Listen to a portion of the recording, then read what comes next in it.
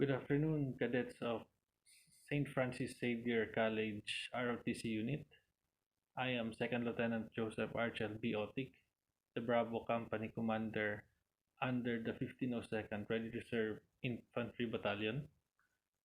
My topic for this afternoon is about improvised explosive device recognition and safety awareness.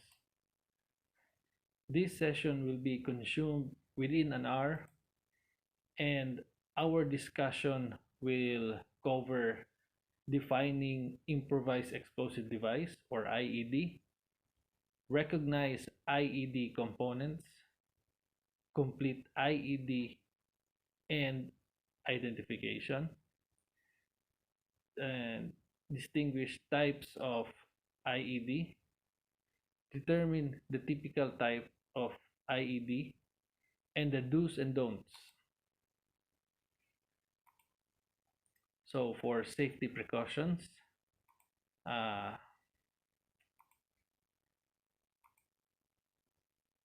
do not panic. In case of earthquake or fire, do not panic. Move outside and stay at the open area. Uh, and then duck, cover, and hold. Always remember that. And then house rules. Please turn off your cell phone and mobile devices so as dili mo ma-distract during the lecture. Keep calm. In case of you need to go to the comfort room, just pause and proceed. Our references are the Philippine Army Manual 3-0602 and the EOD Handbook. So, for the definition, what is an improvised explosive device? An IED is a device placed or fabricated in an improvised manner, incorporating destructive, lethal, noxious, pyrotechnic, or incendiary chemicals and designed to destroy, incapacitate, harass, or distract. It may be incorporated with military stores, but is normally devised from non-military components. So basically, these are homemade. Basically, homemade siya. Hindi siya mapalit sa mga commercially available. Pero yung mga components niya, possible is out of military components, mga bombs, ordnances, or mga grenades. But most likely, mga components niya is non-military, so commercially available, like mga fertilizers from the civilian market, mga non-military components siya, ina-assemble. So, hindi siya binabaligya na IED. Ang IED is being manufactured at home. So, DIY siya, do it yourself, kumbaga. So, the IED, to recognize IED components, and we have a diagram here to see the complete IED and indication. So, ang IED, naa siya switch, naa siya initiator, naa siya explosive or yung charge na ginatawag, and power source. So, usually, ang IED is naa siya yung mga common IED components. So, on the diagram, common IED components is rubber bands, foil, wire, end plates, steel nut, additional 2-layer cardboard bottom. So, ang purpose aning additional layer sa cardboard bottom is para na i-support yung gihimo-himo na IED. Kay kung ang gibutang ra ni sa box na ordinary lang na box is basin possible mahulog siya. So, nagbutang po sila extra layer to make sure na dili siya matagat. Nails, usa po ni sa mama, possible na makita sa IED, mga pako, which will serve as shrapnels, powder, string, mga electrical wires, paper clip, foil, yung pipe, yung mga pipe bombs, yun yung container na most likely ginagamit sa mga IEDs, yung pipe bombs. Then, possible na yung mga cardboard tab inserted in electrical switch. Then, two cell batteries. Detonator, threaded rod, aluminum wire. And yung entire box is wrapped in brown paper. So basically, yung dili siya normal na box lang ba na pa yung mga dugang na wrappings, wrapper para i-conceal. So IED indicators. So how do we know na IED? Especially sa mga war zones. So items along the road with exposed wires. So yung sa global war on terror sa Iraq and Afghanistan, most na ginabuhat sa mga insurgents dito is mga IEDs na ginabutang sa roadside. So usually naapay mga wires ng gawas ana, yung detonation cord, yung wires na ng gawas mao na itong mga command wires na ginalatag nila from the IED up to sa kung asa sila nagatago. Kay mao na tong ilahang diha mo agi ang current, mga copper wire ni siya. Yung detonation cord na pod, similar ni siya sa ginagamit sa mga mining companies. Then number 3 na possible na ma-expose sa road is yung ordnance, mga 105 na mga ammunition, mga bala ng kanyon, mortars, kana siya. So, usa pod sa mga IED indicators is dead animals. So, why na ay dead animals? Ang purpose ani is i-conceal yung IED. So, sa ilalom di ay atong dead animal na dito ang IED.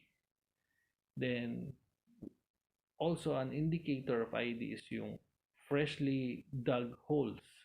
So, manotice nimo, uy, murag na something ani na bago pa nagi lubong ani, possible na IED ana. Then new dirt gravel piles, so murag gitambak-tambak ra nila, murag unusual nga nung na gitambak-tambak dia for no reason, di ba? Obstacles in roadway channeling, so ang purpose ani is i-funnel ang troop movement sa usa ka place. So para ma-trip nila or ma-step nila yung pressure switch.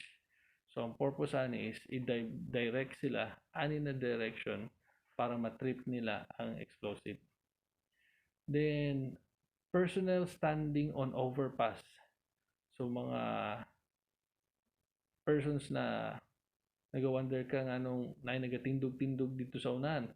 Ang purpose nila ato is mga lookout to sila.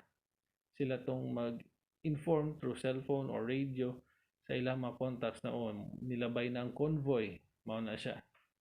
So kinahanglan be aware of that kanang nagatindog-tindog sa palibot. Empty street that is normally busy. So kani siya sa Middle East na na-observe ani sa mga Amerikano na so na kaning mga lugar usually ingani nga oras busy kayo siya, pero how come pag abot nila mingaw? So kana indicator po na naay giplant dito na IED.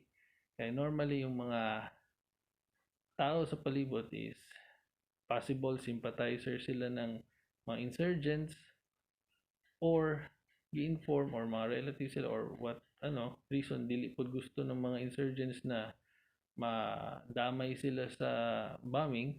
So gina-inform sila ahead na dili mo magtindog-tindog diya kay nami plan. So usad na sa indicator na wala kayo tao or wala gid tao. Then calls for prayer at night usab pud ni para ma-avoid yung injuries ng mga civilians, mga local populace. Gina-inform nila mga tao prayer sa yan na or gina-timing nila ana na oras.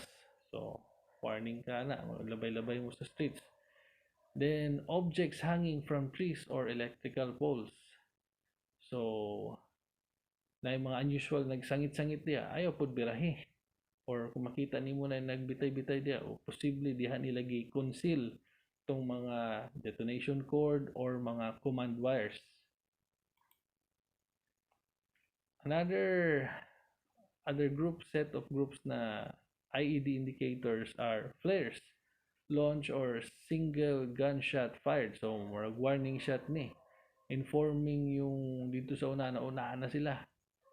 So, maunay signal ng mga insurgents na coming na yung mga tropa na ilahang target or yung just as your convoy enters a village, for example, you're part of a convoy and then you heard gunshot. So, warning na nag-signal na sila dito o ready na mo diya kay hapit na sila mulabay sa kill zone. Then, empty street except for a man talking on cellphone. Kana, murag madudahon dapat mo ana, for example na guy dito sa unahan na murag nagahungong observe sa inyo, so look out siya or observer siya sa mga insurgents, possible, di ba? Absence of children where children normally play, so for example sa mga playgrounds, and then wala yung mga bata unya mulabay mo dito mingaw or kulbaan mo ana, dapat alert mo. Kids kept from school on a school day. Kana matingala ka na dapat na sila sa eskwelahan pero wala, mingaw. Sa po na indicator. Children as scouts. Posible po na spy nila itong mga bata. Naga tanaw-tanaw. Child carrying a bag towards a checkpoint. So nahitabo ni sa mga Middle East area, nagagamit sila og mga children na mag-carry out ng mga bombing attacks. Gilure nila, siguro giatagan nila og kwarta siguro ang bata o dadani dito. So wala po innocent ang bata, way idea na he's carrying a bomb. IED aiming or timing points.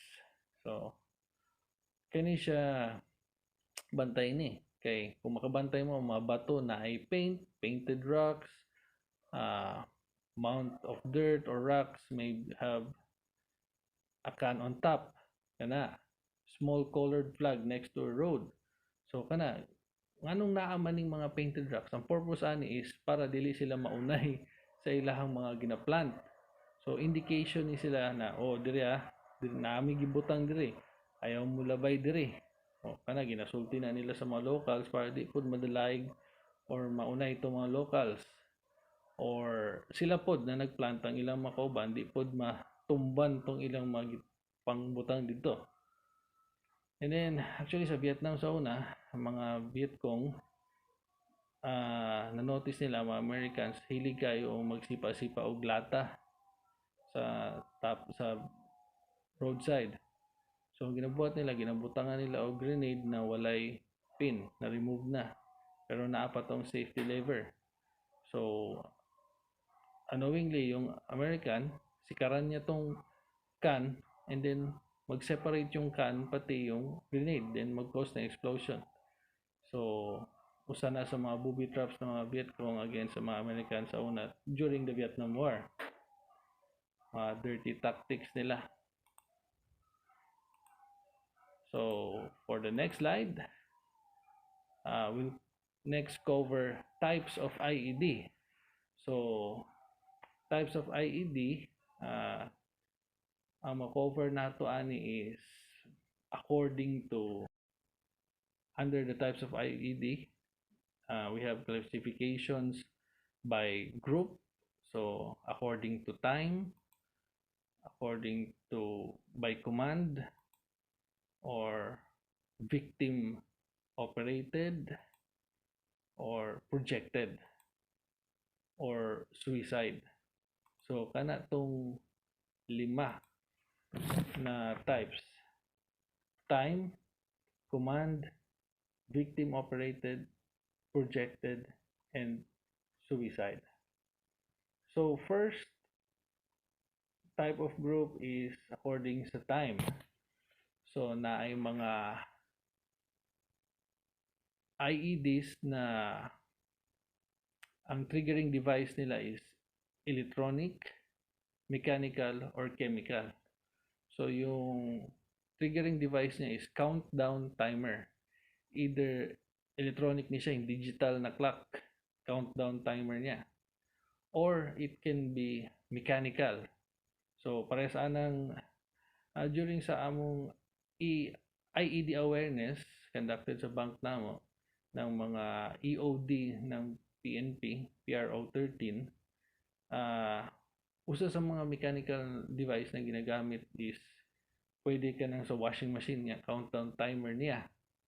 So once na mahurot ng countdown niya, kaboom. Or pwede po itong mga mechanical na clock. Pag maabot na dito sa giset nila na time, mao na to mag-trigger na explosion. And then naapod ning under sa time, yung ika-third is yung chemical.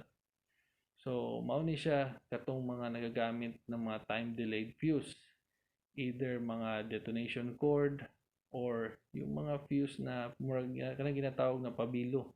So kung sindihan nimo na, mudagan pa man siya ng mga pila ka minutes ay hamubuto. Kana chemical reaction man to. Naabot tong nagagamit og mga chemicals na fluid na kauno niya tong casing niya after pila ka minutes, and then mulugwa na tong fluid, mag-mix siya sa other chemicals na pwede mag-trigger and mag-cause na explosion. The next type is under the command group. So under this is yung command wire. So mauna ni siya tong ginalatag from, for example, from the IED padulong sa kung asa nagtago tong mag-press ng button trigger. So kana nagagamit sila og copper wire. Ilatag nila from the IED na asa nila giplant, connected na, mudagan padulong sa kung safe place sa mag-push ng button. Then naapot tong command pull. So birahon nila tong PC or something na mag-cause ng explosion or mag-trip. Diba? So naapod mga ingani na pabuto ka ng birahon nimo ang PC, bubuto kana. Basically ingana ang iyang mechanism. And then naay radio controlled. So mao ni siya tong mga parehas sa mga cellphone triggered na mga IEDs or radio controlled. So once na naay antenna, once na press nilang button, mag-send ng signal dito sa trigger na wireless dito sa device, mag-cause ng explosion. So the another group is the victim operated. Under this group, naa dito mga pressure plate, tripwire, infrared passive, infrared active, anti-lift, pressure switch, or light sensitive. So yung mga tripwires, mauna na siya itong mga metal na mga wires or nylon cable na string naka-suspend na nakabutang sa mga areas na possible agian ng mga troops. Once masangit tong paa, matrip niya tong wire, mag-trigger ng explosion. So victim operated siya. Then naabot tong mga infrared, passive, active. Kani siya tong mga most na mga infrared light ani is dili siya visible with the naked eye. So basically mura po siya tripwire pero nagagamit siya ng light. Once na ma-interrupt yung light na yung nag-agi, mag-cause na explosion. So as long as continuous yung light, walang mulabay, di siya mubuto. Pero once na mulabay dito, ay siya mubuto. So kung manotice ninyo na yung mga movies na ginabuhat atong mga artista or sa mga movies nag-provide sila ng smoke para makita nila kung asa nagadagan tong mga laser, malikaya nila. So pero naadya po tong mga invisible laser na dili visible sa naked eye. Anti-lift, pressure switch. So kani siya, mga contact ni siya, two metal plates na pag nag-contact, mag-send ng trigger sa explosion. Light sensitive, kani siya kung manotice nyo, basically parehas ni siya sa katong mga bumbilya gani na possible electrical ni or kanang chemical ni siya. Na once ilawan, ma-open yung box, mailawan siya, yun ang signal na na-open yung package, mag-create ng explosion. Napod ng mga lights na pag ngit-ngit or naimulabay, musiga siya. May mga more or less mga electronic ni siya or napod ng mga chemical. Once maliwanagan, mahayag, mag-explode siya. Yun yung triggering niya, point na ma-trigger siya. Napod ding mga recoilless rocket, mga improvised hand grenade, mortars, projected. So, usually mga tubes ni siya, ang purpose ani is mas layo ang range na maabtan sa mga projectiles. Then, nakafocus sa usa ka area para dito tanan padulong. O yung mga purpose ani, naka-project siya. Then, another group of IEDs is yung mga suicide. Nag-fall under sa suicide is yung mga vehicle-borne IED, person-borne IED, improvised hand grenade, mortars. So, itong mga vehicle-borne IED, maunin sila itong ginabutang nila sa usa ka sakyanan. Pwede car bomb, pwede truck, na katong suicide bomber na nag-drive, unstoppable na to siya siguro kung whatever motivation nagyatag sa iya na buhaton niya tong iyang mission. So usually gina-drive niya padulong sa mga checkpoints na bisan ratrato na siya sa bala, unstoppable naman kay highly motivated siguro ni sila. And then once na tama yung vehicle dito sa checkpoint or na possible controlled ni siya, remotely controlled, or yung operator ani is yung driver or meron siyang time na kinahanglan i-run niya tong vehicle padulong dito. So basically vehicle borne is naa siya sulod sa vehicle, either car bomb or truck. Siguro kung truck mas dagko ang charge ato, pila ka pounds to siya ng bomb, mas dagkog damage. Person borne, kani siya tong mga suicide vest na ginasuot sa mga suicide bombers na naka-conceal sa mga jacket. So important yun na ma-inspect or kinahanglan sa layo pa lang usually ginapa-stop na nila, then kinahanglan erase niya ang hands niya or ang dress niya, ang clothing niya para makita if naa siya yung mga gina-conceal na mga bombs. Improvised hand grenades. So, kanito maghihimo-himo lang ng mga hand-thrown na mga grenades or ginapang bunal na lang para mabuto. Kana, mortars. So, kung suicide type siya, yung mortars, kinabit-bit na lang, unya ibunal. Either ilabay or pagkahuman bunal, na to, dala-dala na niya ang bomb. Next, typical types of IED. Improvised explosive device consisting of a charge, initiator, switch, power source, and container designed to detonate on an intended target. So basically, na-charge. Mauna itong main na explosive. Main explosive, main charge. Then initiator.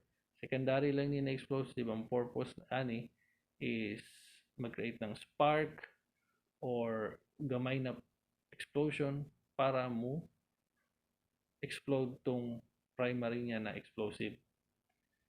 Switch, mao ni siya tong tuplukon whether ng time or ng button or anything na para i-activate yung bomb or i-trigger yung bomb.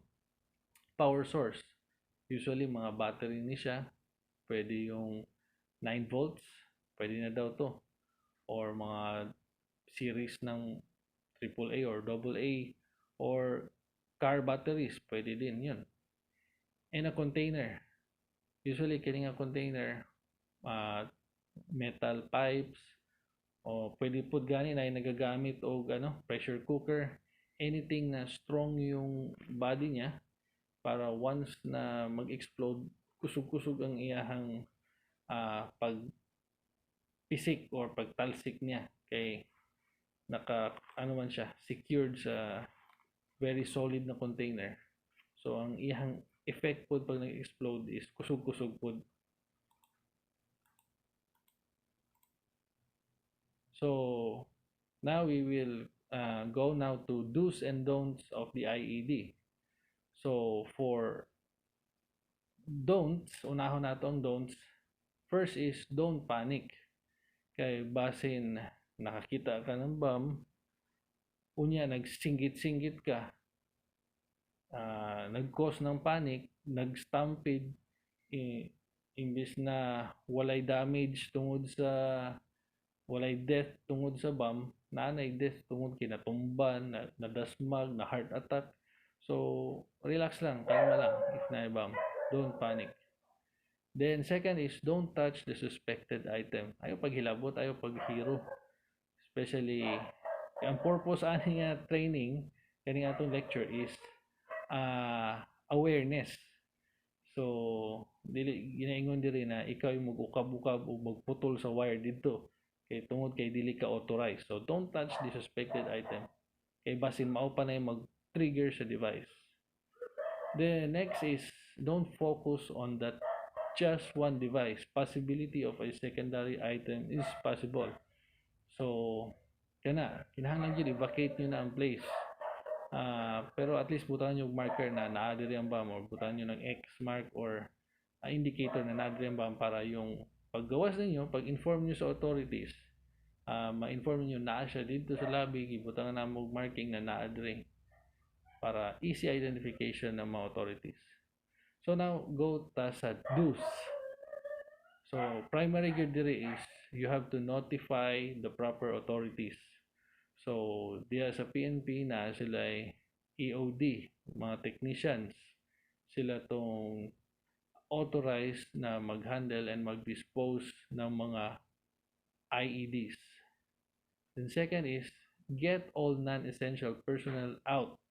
So, katong mga wailabot sa pag disarm sa bomb, ayaw na mo pag uso zero dito kay what if masipya tong EOD or nagdagan na tong EOD, naara Japon mo dito, nagtanaw-tanaw, waapod mo tisdagan.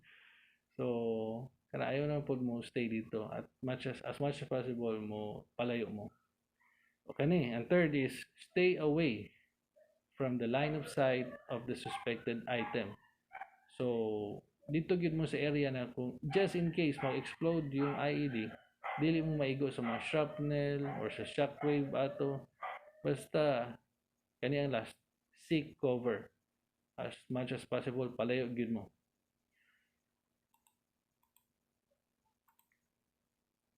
So now, questions. So check on the learning. So first, I need anyone here sa class to define the term improvised explosive device. Anyone?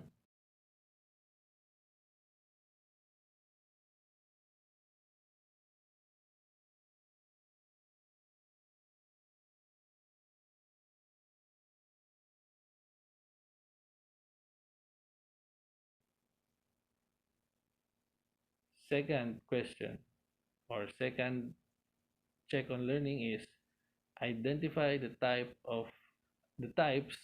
typical types of IED.